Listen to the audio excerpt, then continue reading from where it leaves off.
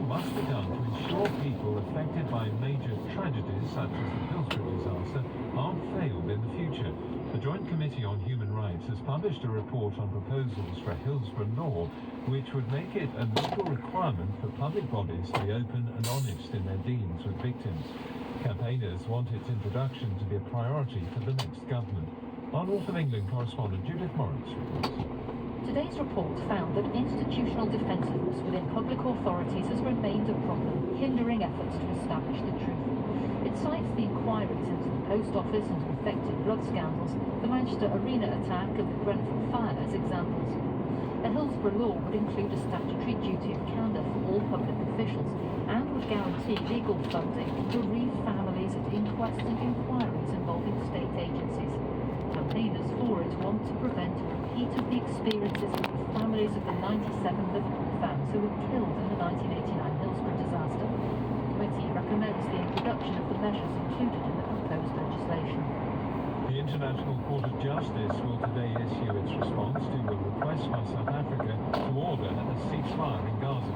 South Africa's lawyers have accused Israel of the indiscriminate killing of Palestinians in the territory, which has resulted in a humanitarian crisis. Israel has called the case wholly unfounded. Our correspondent in The Hague, Anna Holligan, reports. South Africa argued an injunction was necessary to ensure the survival of the Palestinian people.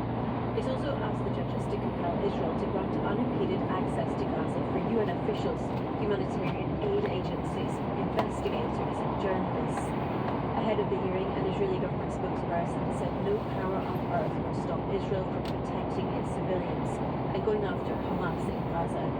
Whatever today's ruling, the UN's top court has no way to enforce its decisions, but they hold the international weight, and a ruling against Israel could increase its political isolation after a week of intensifying pressure. Bruce Springsteen has become the first international songwriter to receive the highest honour at the prestigious Ivor Novello Music Awards. The American was inducted into the Academy's Fellowship at a ceremony in London. He was handed the prize by Paul McCartney. These people jokes that he couldn't think of a more fitting recipient except maybe Bob Dylan. Chris, thank you very much. The time is 9 minutes past 7. Both Keir Starmer today and Rishi Sunak yesterday have chosen to campaign in Scotland in the first 48 hours of this general election campaign, as the SNP goes into battle for 57 Scottish constituencies, led by a First Minister only 2 weeks into the job. John Swinney took over after turmoil sparked by his predecessor bringing the SNP Scottish Greens arrangement to an end.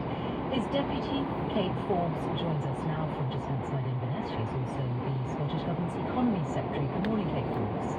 Good morning. Not ideal, is it, to be going into a general election campaign after such turmoil in your party? Well, on the contrary, the election has been called 2 or 3 weeks after a really good period of unity. John Swinney's leadership has got the party together. There's been a lot of positive feedback from stakeholders, for example, in the business community. And the poll just last week showed that he is the most popular political leader in the United Kingdom, outstripping both Rishi Sunak and Keir Starmer by some distance. So I think those are all... He was on the verge of leaving politics. You were very much not in the Helmsley use of government. So the sort of landscape you're painting has really only happened in the last couple of weeks. That's precisely where I'm making the point, that the elections have been called a very good moment for us as a party. And to be going into this contest with such a popular leader, what's interesting is that his popularity has grown over the last few weeks. And people trust him. We understand that he has been competent deputy first minister, Then you know as that's well as finance secretary. Well, in the last few weeks, they have obviously seen the comments that he's made about bringing the party together. They've seen the evidence of him doing that. Now, I had a choice to make a few weeks ago as to whether to run for leader or to support him. And he inspired me by his vision for the economy and for Scotland. And that's why I backed him.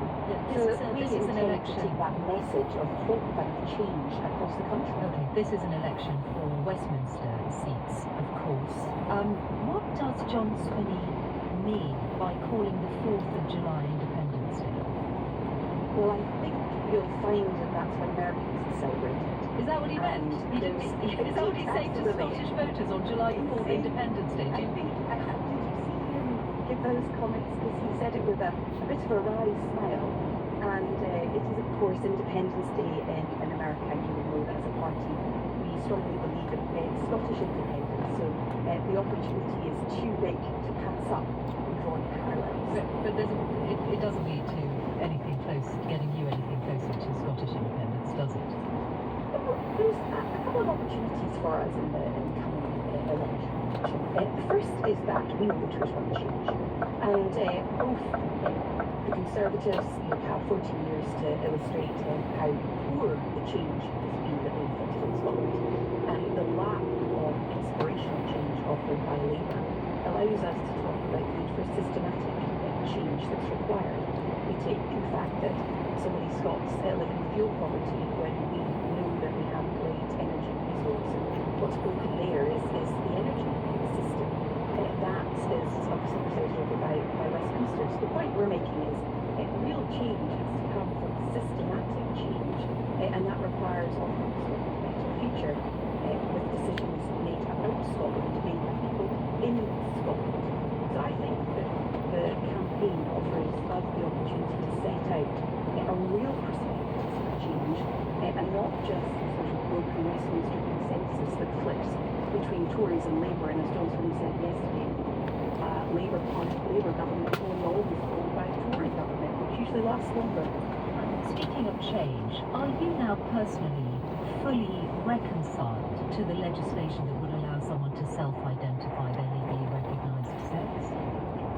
Well, you may be aware of the fact that that legislation has stalled, of course, as a result of decisions that were taken by the UK government in terms of Section 35. So it's quite clear that at the moment there is no opportunity for that to progress.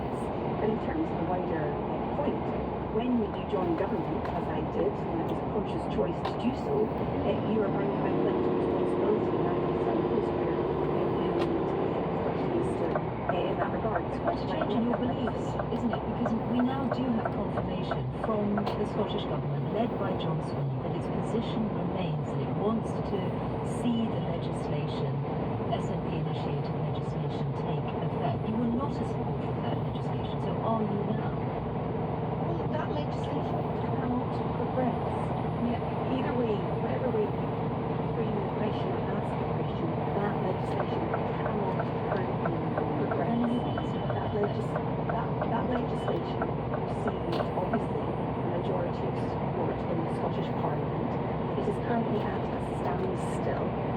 I have answered probably more questions on those matters, and we're now in a competition when it comes to a general election, and our job is to set out a policy platform of priorities that resonate with people of Scotland. You're the Deputy First Minister of a government that wants to see this legislation, which cannot currently progress. So in turn, we can continue this, obviously, later to answer questions on a piece of legislation which is not currently in statute books and cannot be in statute do books. you believe in it as your government believes in it? Or John we Swinney can seems to talk believe in it. about the matters that voters tell us they care about, which is cost of living and the NHS. We find it's often the case that the opposition want to take us into this territory to talk about legislation that can be in progress, when the voters want us to talk about the NHS, the cost of living, and creating jobs in the economy. And over the next 6 weeks, that is the policy platform that we set out. Hey folks, thank you very much. We'll hear from the Conservatives at 10 to 8 and Keir Starmer, leader of the Labour Party, at 10 past 8. 7 is the time now. We heard earlier someone using the phrase justice delayed is justice denied. Well, if that is the case, there's quite a lot of denial going around, it seems. The National Audit Office is saying this morning that the Ministry of Justice's ambition to reduce the backlog of court cases waiting to be heard in England and Wales to 53,000 by next March is unachievable. The existing backlog is 67,000. Matt Hale reported childhood abuse he suffered to the police 7 years ago. The trial was set for April 2019. It was then delayed 5 times, and the perpetrator still hasn't been sentenced. Matt has been telling us what effect it's had on him.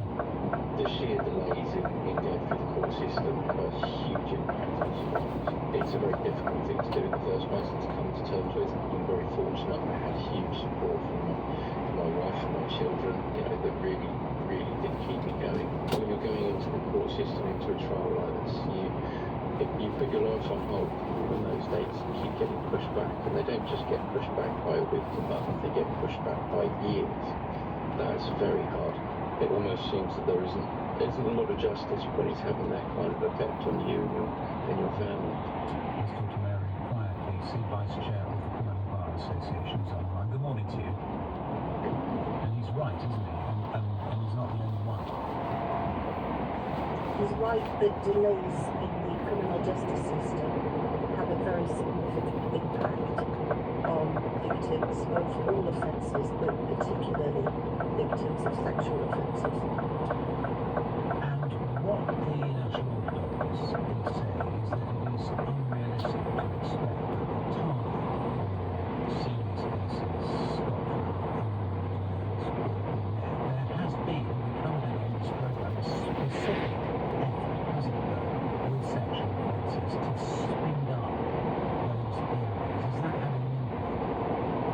It is, and it's a really good example of what happens if people work collectively together, taking account of what everyone thinks will improve the system. So the senior presiding judge created an initiative to get all of the cases where people have been waiting for trial for over 2 years in sexual cases through the system by the end of July. And that is working because he runs the Crown Court Improvement Group, which has continued to meet, and they have been working collaboratively with the criminal bar to make sure that we can cover those cases. And what we heard from quite a few barristers when they came on this programme and talked to us about it was some scepticism, actually, long term, about whether it could work, in part because of the impact of just the shortage of barristers. In fact, that was something that a lot of people proposed was the crucial thing. There just are not enough barristers at the moment practicing in the court. Is that kind of fundamentally, is that it? That's fundamentally the problem, of course. There are all manner of areas of law that someone who qualifies as a barrister can go into. Better paid ones too. Much better paid. Almost double in most cases and much more in others. People who go into criminal law go into it because they have a commitment to ensure that people like Mr. Haywood can receive justice. Is there any sign that there is an uptick in applicants to become criminal lawyers, or indeed people who are pursuing that path? No, the opposite really. The major problem is that if we go, and we do go to universities and to the bar course to try and persuade people to do crime, they're put off by the hours that have to be worked, the additional stresses and strains of the job, and comparatively much less income than they can earn in other less stressful fields of law. But I should stress that being a criminal barrister is a matter to be very proud of, and the 2,400 of us that there are do this job because we can make a difference. Mary Pryor, PC, thank you very much for talking to us. 7. Let us turn to official data revealing how much we have been spending in the shops recently. Liz is back with us with that detail. Yes, I am. The Office for National Statistics says April saw a 2.3% drop in retail sales, considerably worse than had been expected. March's figures have also been revised down from zero growth to a fall of 0.2%. This comes alongside a report from the market research company GfK this morning, which shows UK consumer confidence has hit a 2-year high, although it is still negative overall. But the report suggests confidence has upward momentum. So what's the mood on the high street? Well, Andrew Hines is chairman of F. Hines, the jewellers, which has 118 stores across the UK. Andrew, good morning. Good morning. So sales down overall, consumers feeling better but still feeling pretty negative. What are you seeing? As an individual business, we're actually doing a bit better than the national figures. I think we found over the years with different cycles, we've got a very broad demographic, both in terms of age, type of customer, and we found that when times have been particularly good, because we always offer value, maybe we don't do quite as well as some of the very aspirational retailers, but when times are tougher, we tend to be a little bit insulated. You're never immune from recession, but we tend to be a little bit insulated because we're always out there making sure we're offering value. But And at what the can you moment, see? What can you see from consumer spending? Because presumably people continue to buy things like engagement rings or 21st birthday presents. What about spending on more discretionary items? well, even on those things, there's discretion, because obviously people's budgets move. We tend to find that people have had an amount to spend maybe on a gift for somebody else, and they'll cut that back a little bit. We're finding a different type of customer spending different amounts at the moment. It's been the last 2-3 years, we found that people who are older, who maybe were earning nothing on their savings and interest rates were low, weren't really spending huge amounts with us. And for the last 2 or 3 years, a few of those have had a little bit more money because interest rates have been higher, and they've been spending from their savings. And it only takes a few people coming into a shop like ours and spending a bit more money, and that cancels out quite a lot of people who are quite clearly constrained at the moment. And there are definitely a lot of people who are quite constrained and either cutting back or stopping completely. It's a very mixed picture. A lot of your 118 stores are on high streets across the UK. What do you want to see from the political parties heading into this election to give the high streets a boost? I think we need to boost our town centres. I think that's the social thing. We're in a mix of places, and I think the out of town destinations generally are pretty resilient. They obviously suffered straight after COVID as people weren't travelling and going back into them, but they're coming back quite strongly now.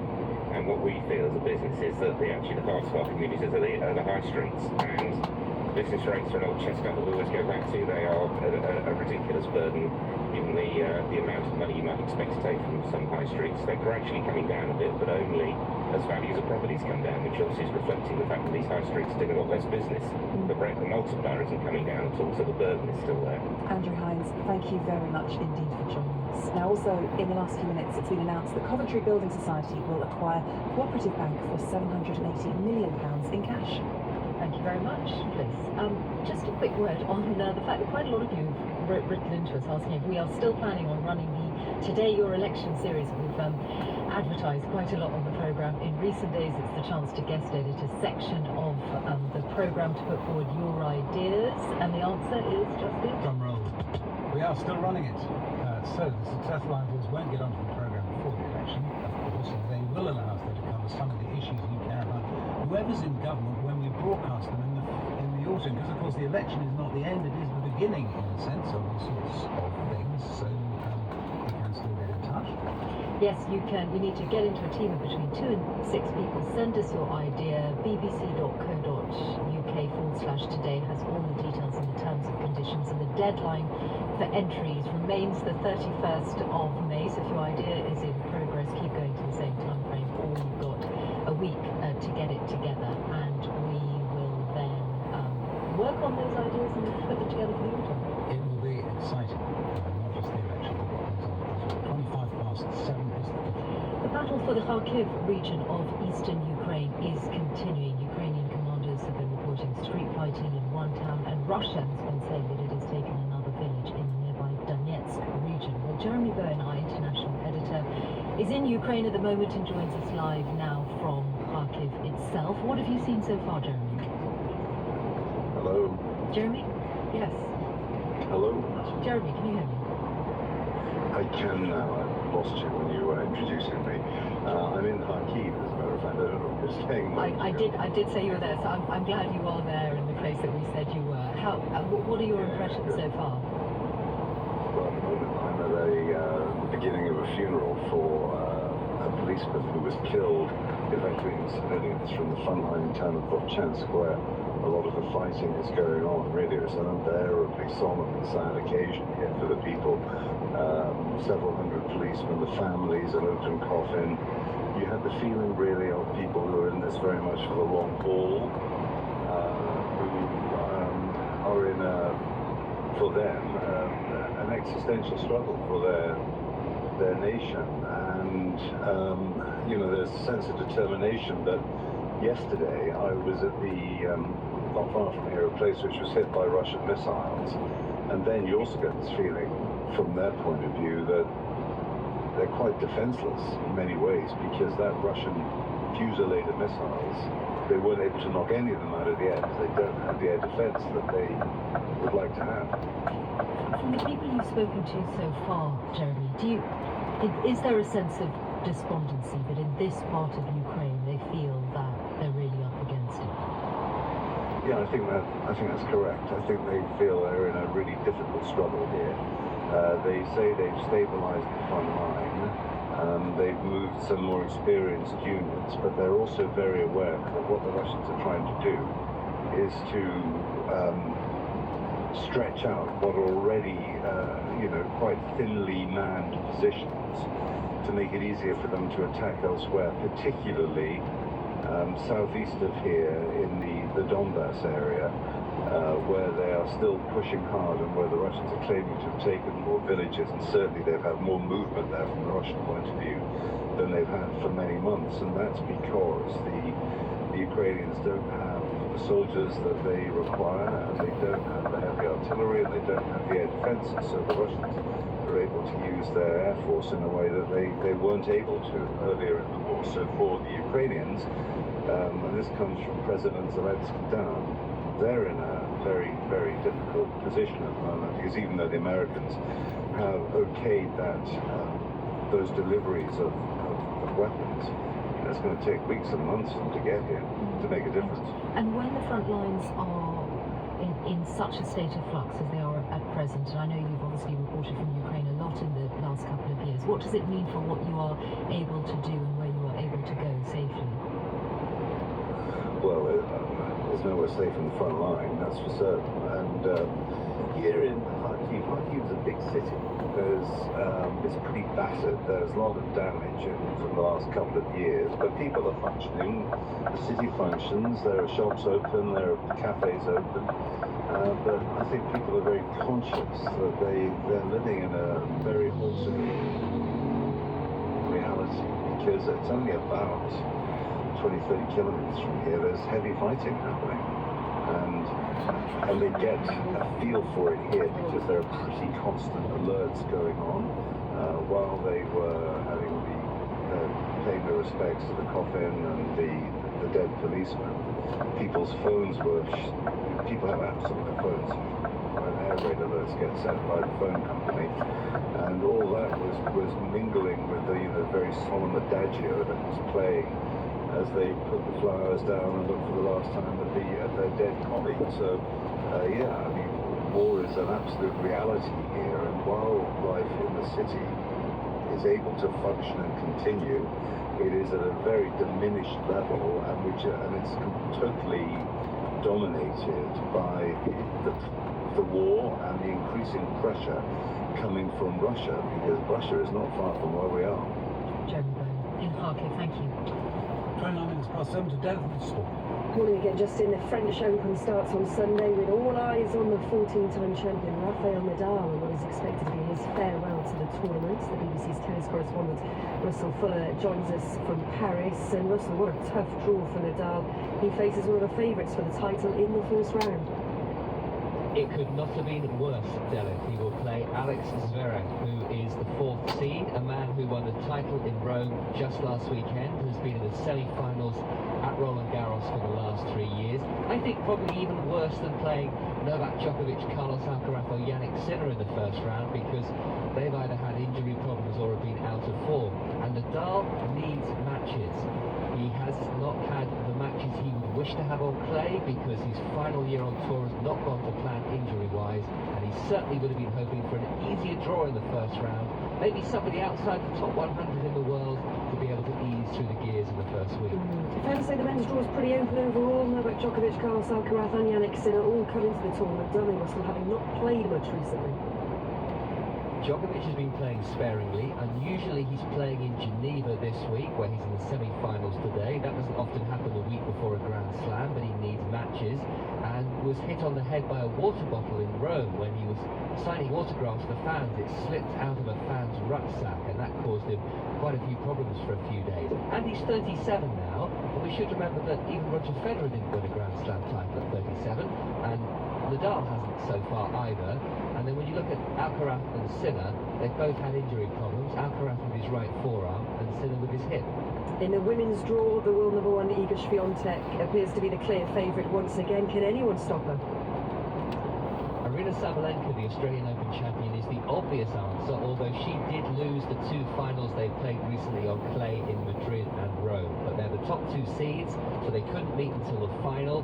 Swiatek has US Open champion Coco Gauff in her half of the draw, and Sabalenka has Elena Rybakina, who's been the other in-form player of the year. She's already won 3 titles on the WTA Tour this year. And this year's Roland Garros is likely to be Andy Murray's final French Open, and he's also accepted a wild card to play in the doubles with Dan Evans. Which makes him very special indeed, because of the 14 doubles wild cards announced earlier this week, the other 13 all went to French pairs, but Murray is a big draw. It helps if your former coach Amelie Mauresmo is the tournament director, and it also plays singles against another 3-time Grand Slam champion Stan Wawrinka, and that will be only Murray's second match at Roland Garros since the semi-finals of 2017. The world was very different for him then. He was the world number one, but his hit was on borrowed time. A tasty first round match that will be Murray against Wawrinka. Russell, thank you so much, the tennis correspondent Russell Fuller there. Not the first time we'll be hearing from him across the next fortnight, I'm sure. Elsewhere, 17-year-old Luke Littler says he can't thank his family enough after winning the Premier League darts. He's an historic 9-darter on his way to an 11-7 victory over Luke Humphreys at London's O2 Arena last night. Gloucester will look to win a record-equalling third European Challenge Cup tonight. They face South African side Sharks at the Tottenham Hotspur Stadium. I'll be speaking to Gloucester's CEO Alex Brown in an hour's time. And your racing tips for today: at Goodwood in the 335 number 8 Sea of Roses, and at Haydock in the 420 number 1 Azure Blue. Dennis, thank you very much. The FA Cup. This game belongs to all of us. Tomorrow, Manchester City versus Manchester United.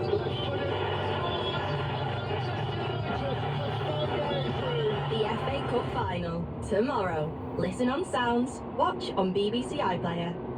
To the weather, largely cloudy most of us today, patchy light rain in the north. Sunny spells though in the southeast. Coming up, we will be talking at 8:10 to the Labour leader Keir Starmer, who is going to be joining us live for his first Today programme interview of the general election. You are listening to Today on Radio 4 with Michelle Hussain and Justin Webb. It is 27 minutes to 8. Chris Aldridge has a summary of news. Hundreds of sub-postmasters in England, Wales and Northern Ireland who were found guilty as part of the Horizon IT scandal will have their names cleared today after the law quashing their convictions was approved by Parliament. It was one of the final bills to pass before MPs break up ahead of the general election. The Scottish Parliament is to pass its own law. The BBC has been told that the government's promised ban on no-fault evictions will not happen before the election. Today is the last day MPs can debate and pass legislation, and a Conservative source says there's not enough time to complete the Renters Reform Bill. It's thought changes to leaseholds will be approved, as well as a bill setting up the compensation scheme for victims of the infected blood scandal. The energy regulator Ofgem has announced that its cap on household gas and electricity prices will go down by 7% from July.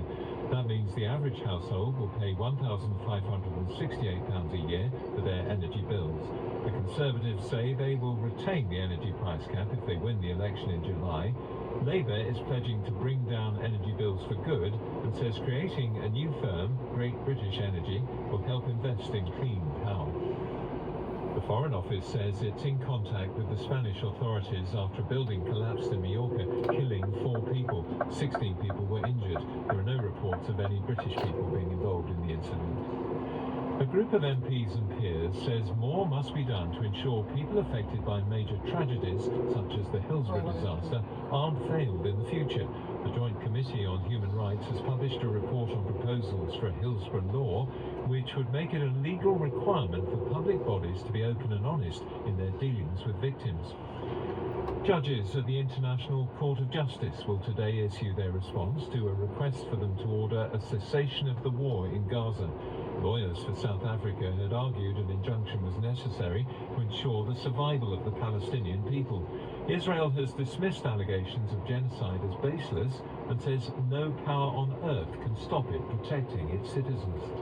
Thank you. 24 minutes to 8 is the time. There was a lost decade of opportunity to right the wrongs in the post office scandal. This much Paula Vennells, the former CEO, has admitted in her latest appearance before the inquiry. She was advised that a wide-ranging review of the convictions of sub-postmasters would be front-page news, and for that reason it was dropped. Today, the convictions of sub-postmasters who were being convicted of false accounting between 1996 and 2018 outside Scotland are, it seems, going to be quashed, as we were hearing in the news, by a new law that will go into force. But of course the failure of the organisation, and indeed the woman who ran it at a crucial time, is not quashed by any law. Paula Vennells questioned again today after 2 days of examination. We'll turn in a moment to what we have learned in those days. But first, let us deal with the quashing of the convictions with Lee Williamson, who is on the line, a former sub-postmaster in Northern Ireland,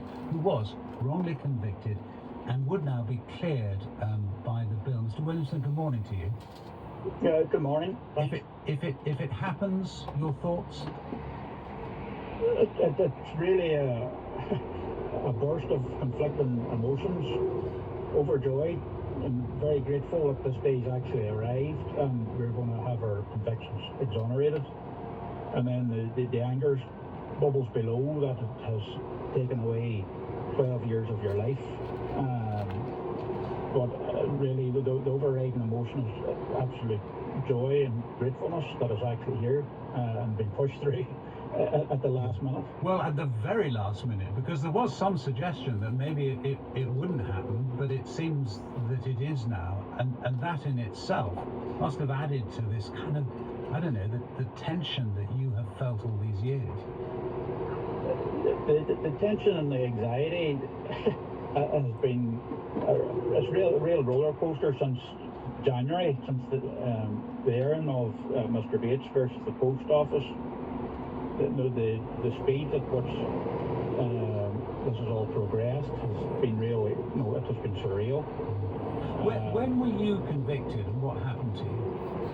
It was the Post Office loss was found on 2012 and convicted in 2014. And as a result of that conviction, what happened to you? I was given an 18-month sentence, suspended for 3 years. Have you had any compensation? No, you're not entitled to compensation until you have a conviction overturned or appealed. A conviction actually excluded you from any compensation. So what do you understand about the time frame now for getting compensation, or indeed what that compensation might be for you? I know that this might sound a bit hollow, but the compensation was it's really secondary. The fight over this past number of years was to get our names cleared. To have our names cleared is actually, is equivalent to having a £1 million compensation. We were all sort of well. It sounds as if the line to Mr. Williamson has gone, but we certainly heard what we needed to from him, and if you can still hear me, Mr. Williamson, huge thanks to you for taking the trouble to talk to us this morning. Let us turn to Noel Thomas, who worked for the Post Office for 42 years before being convicted of false accounting and jailed in 2006. That conviction then overturned, so it's not part of what is happening today. Is one of those portrayed in the ITV drama as well. And Nick Wallace is also on the line, the journalist, the author of the great Post Office scandal, and we've talked to him many times about all of these things. Good morning to you both. Good morning. And Nick, can I start with you? Where are we with Paula Vennells? What do you think we've learned that is useful to the sub-postmasters? Well, I think yesterday we saw some pretty forensic questioning about her leadership and the decisions that she took when it became apparent that they did, in 2013, have potential miscarriages of justice on their hands. We heard about the PR guy, as he was described by the counsel to the inquiry, Mark Davis, the then Director of Communications, doing his utmost to dissuade Paula Reynolds from investigating previous convictions. She'd actually posited it in an email to her colleagues saying, perhaps we should look at convictions going back 5 to 10 years. And Mark Davies pushed back against this really, really hard, to an extent that the counsel to the inquiry said, well, this is surely grossly inappropriate, don't you agree? Paula Reynolds said yes, she sees it as grossly inappropriate now, but then the counsel to the inquiry, Jason Beard, took her to an email where she said, I will take your steer. So you had the Director of Communications, who was basically concerned about front page news, stopping Paula Reynolds from going and investigating what was sitting there on her plate. And this happened again later on in the discussions in a much more serious way, where Paula Reynolds handed a letter from the Criminal Cases Review Commission to her legal team and was asked whether or not the honest and right thing to do was to let the Criminal Cases Review Commission know about what the Post Office knew about its Fujitsu witness who'd been giving unreliable evidence to the courts. And that did not happen. And so you have someone within the Post Office, or a group of people within the Post Office, who are not handing over information to the statutory body charged with investigating miscarriages of justice. So those, to me, were the two most significant things that came out of yesterday's evidence. But there was plenty. I mean, it's been a rich couple of days. Yeah, and Noel Thomas, when you listen to it all, your thoughts? Wow, it's unbelievable, isn't it? No, it's gone on. I've been prosecuted, as you said, in 2005, 2006, and they've had opportunities and opportunities to clear people's names. Don't forget, I'm not the only one.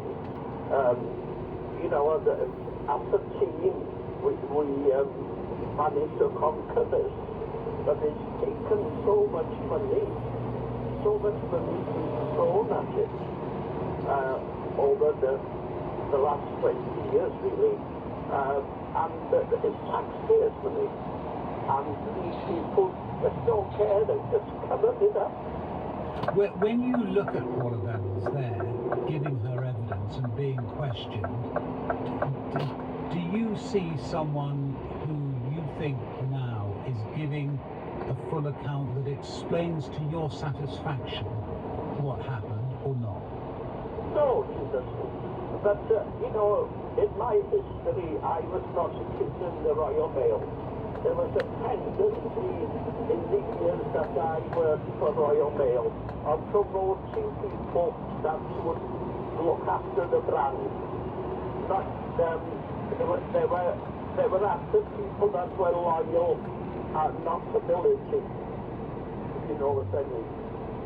Final thought, Nick Wallace, what now? Because we're coming to the end, aren't we, of Paula Reynolds' testimony? You were saying there's plenty more that is of interest, but this has been the crucial testimony, isn't it? Yeah, and it's now being handed over to the core participants, so the entire day Paula Reynolds will be faced with a barrage of questioning from groups of lawyers representing sub-postmasters, and I suspect there will be some very testy exchanges.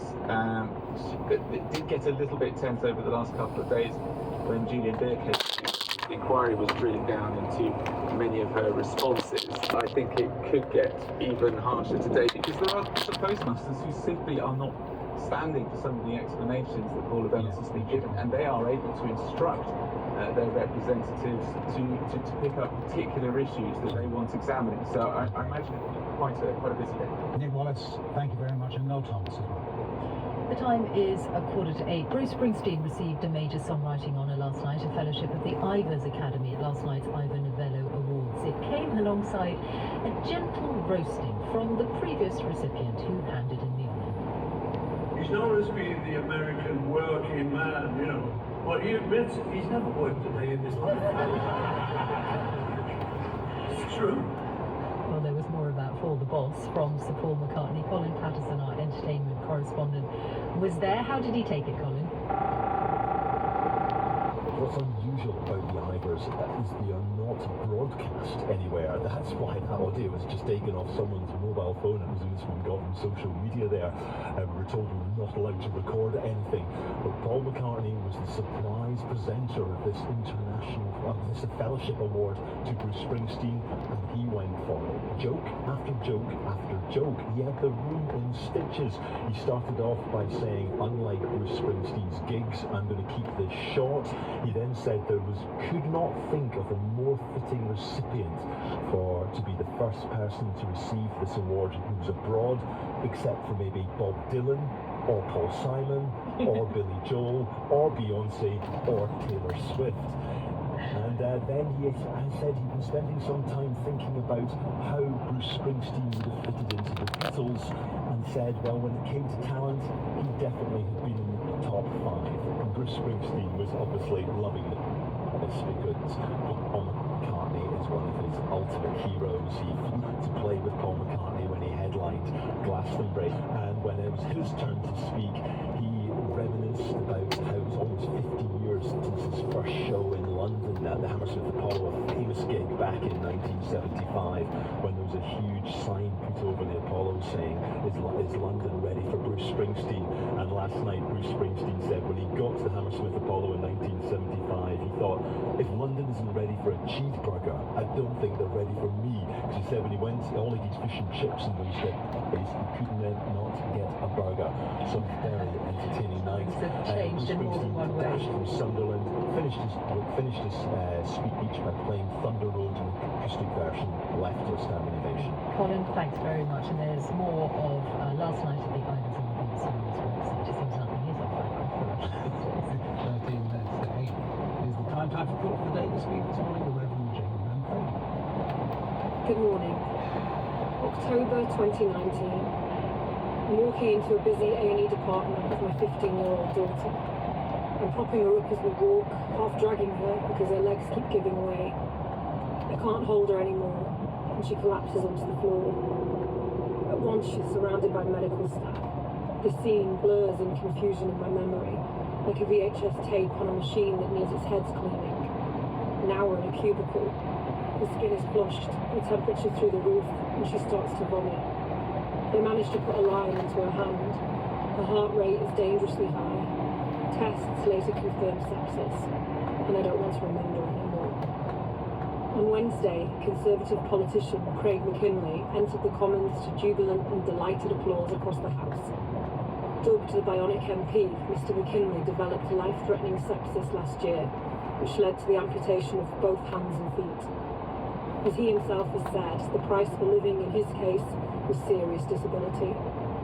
His gratitude and joy at being alive, to still be a dad for his 4-year-old little girl, reminded me how people who survive huge adversity are an example and inspiration of what a gift life is. The cross-party reaction to his entrance was also an example of how politics can be when we engage with one another as fellow beings, instead of distant and dehumanised opponents. This is one of my hopes as we head into this season of campaigning ahead of the general election in July. Craig McKinley's warm reception in the Commons is symbolic of what politics and culture could and should be like, but so often isn't. Physical brokenness is something we can't hide.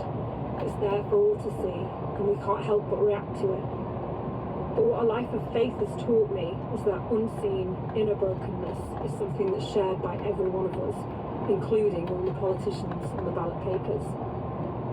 Brokenness is integral to our human condition, and understanding, tolerance, and endless dollops of grace are the necessary remedy. Recognising the brokenness that we can't see is how we navigate an emotionally charged election season with mutual respect. My daughter was lucky. She recovered quickly with no lasting damage. But my prayer while I sat by a hospital bedside was for the comfort of Jesus, in whom my true hope lies. Today, I pray for healing for the country and for brokenness that can't be seen.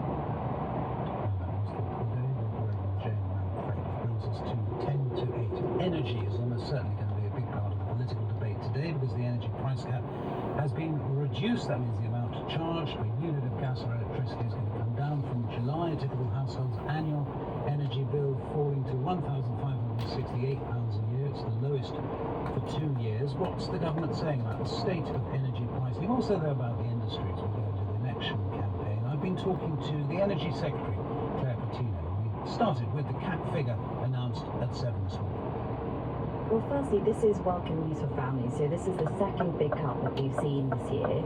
In April, bills fell almost £250 on average for a household, and this year they're going to come down another £122 in July for an average household. So this is really welcome news. If you talk to families across the country, one of the things they struggled with the most in the last couple of years has been their energy bills, which is why I'm so pleased that prices are coming down. And we're also setting out steps today to make sure that prices keep falling going forward. Right, why are they so much higher still than they were before the Russian invasion, full-scale invasion of Ukraine? Still nearly £300 higher on average than they were then. So what we saw, as you said, is energy prices spiked during the Ukraine crisis, and they have come down massively. They have come down massively since that high peak. But not to the levels they were before. Not completely to the levels they were before, but much lower. So there are a couple of things. So for example, if you look at something like gas, actually our prices here are significantly lower than the European average, and our prices on electricity are a bit higher, which is something that we are setting out plans today to make sure that we can keep them fair. So if you look at what we want to do today is look at something like standing charges that people are very concerned about. I said I want them to be fair, so we're reviewing them and we want them to be lower. When it comes to green levies, which are the policy costs that sit on energy bills, we've always made sure that where we put policy costs on energy bills, that actually there's greater savings for households overall. But now I'm saying that over the course of the next parliament, all of those levies will be lower than they were last year. And when it comes to competition in the market, something that we're just starting to see come back as prices are falling so much, I want it to be easier for people to compare different tariffs so that they get better deals. So these are all the things that we're doing to make sure that people can get fairer prices when it comes to energy. What Labour will say is that's all just fiddling about. What their plan is to have government investment in renewables that give us security and give us the ability longer term to keep our prices down. Well, this is absolute nonsense, because I'll tell you why. We are a clean energy superpower. There's very few people around the world who've built more clean energy than we have in 14 years. So take something like offshore wind, the most efficient type of clean energy. The only country that's built more than us is China. So clearly that is not the overall answer. And actually, if you look at independent energy experts, if you look at what you say, what industry is saying,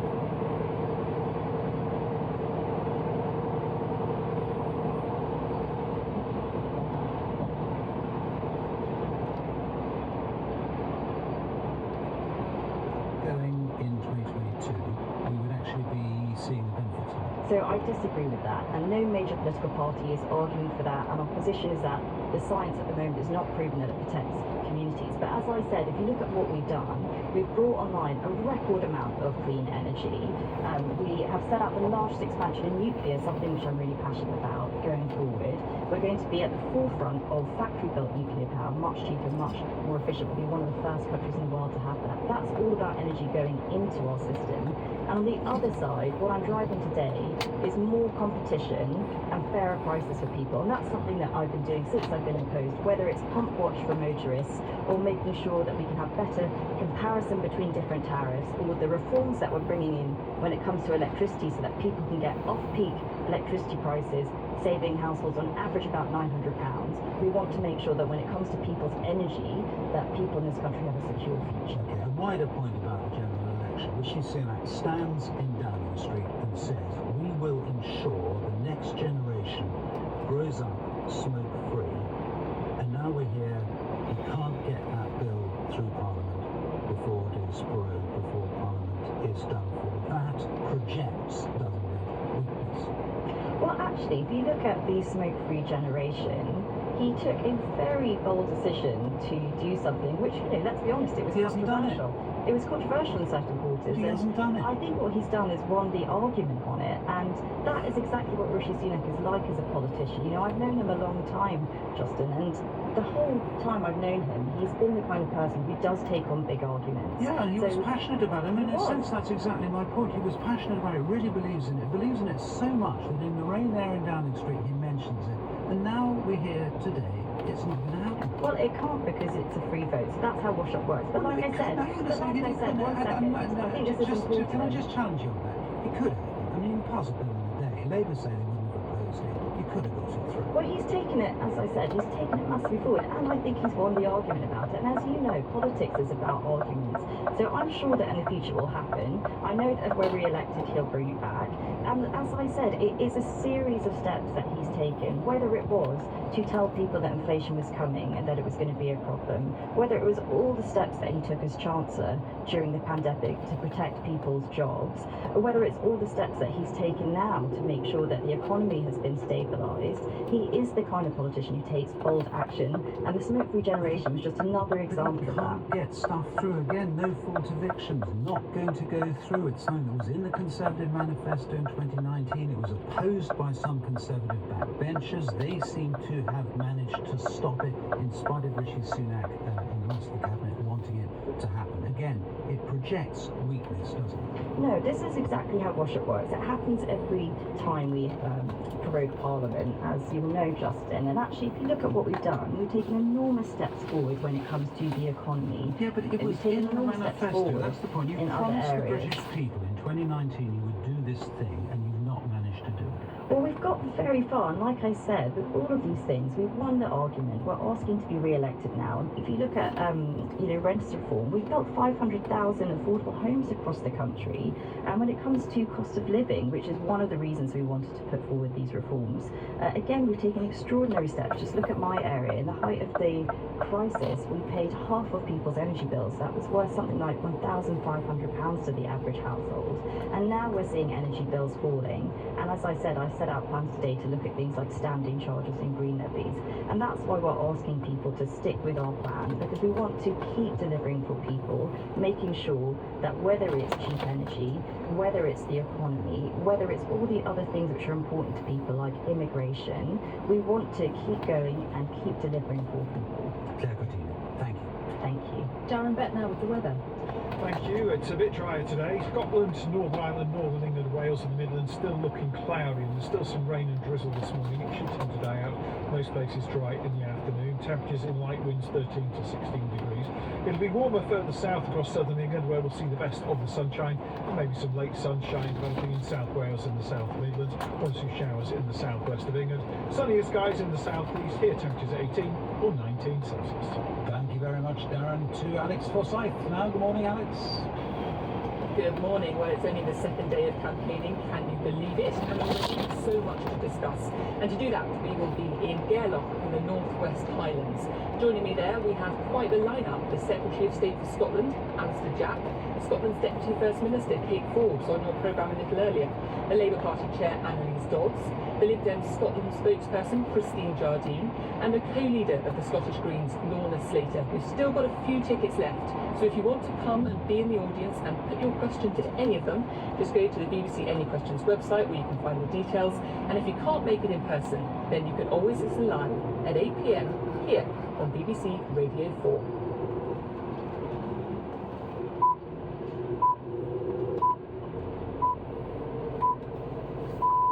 It's 8 o'clock on Friday, the 24th of May. The headlines this morning: hundreds of postmasters will have their convictions finally quashed today after legislation clearing their names became one of the last laws passed before the general election. The BBC has been told that legislation to ban no-fault evictions will not make it through Parliament before it is suspended. We will be talking to the Labour leader, Keir Starmer, at 8:10. The energy price cap for England, Wales and Scotland has been reduced by 7%. And the International Court of Justice is going to rule on a request from South Africa to order a ceasefire in Gaza. BBC News around this morning by Chris Aldrich. Hundreds of sub-postmasters who were found guilty as part of the Horizon IT scandal will have their names cleared today after the law quashing their convictions was approved by Parliament. It was one of the final bills to pass before MPs break up ahead of the general election. The case is seen as one of the greatest miscarriages of justice in British legal history. Our correspondent Andy Verity has more details. The passing of the Post Office Horizon System Offences Bill by Parliament last night means that when the bill receives royal assent today, all convictions will be quashed of people convicted of theft or false accounting between 1996 and 2018 while working in a post office using its flawed